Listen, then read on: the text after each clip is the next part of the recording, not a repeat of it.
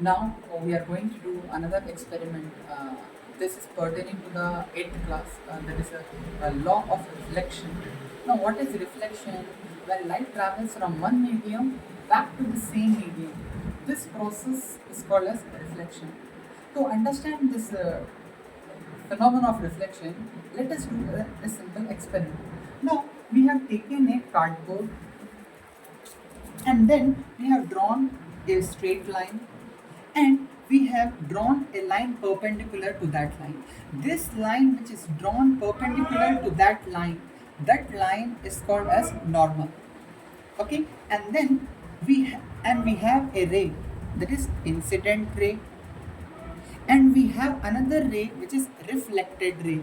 When the incident light is passed onto the mirror, the ray gets reflected and it passes back to the same medium. The line drawn perpendicular to it, that line is called as a normal. The angle made by the incident ray with the normal is called as incident angle. The angle made by the reflected ray with the normal is called as the reflected angle. So we have two angles here. I repeat it. The incident angle, the angle made by the incident ray with the normal, there is the angle of incidence, and the angle made by the reflected ray with the normal, that is the reflected angle. Now, according to the law of reflection, there are two laws of reflection. First law of reflection says that the angle of incidence is equal to the angle of incidence. Let us find out. Now, we incident the light onto the mirror.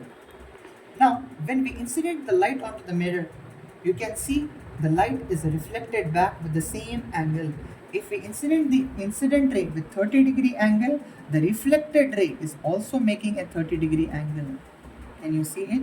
Yes. The incident ray and the reflected ray. This ray which is passing is the incident ray, and the ray which is coming back is the reflected ray. That the first law of reflection says that the angle of incidence is equal to the angle of reflection. You can see it. And then, what is the second law of reflection? The second law of reflection says that the incident ray, the normal, and the reflected angle, all the three rays lie in the same plane, as you can observe here in the mirror.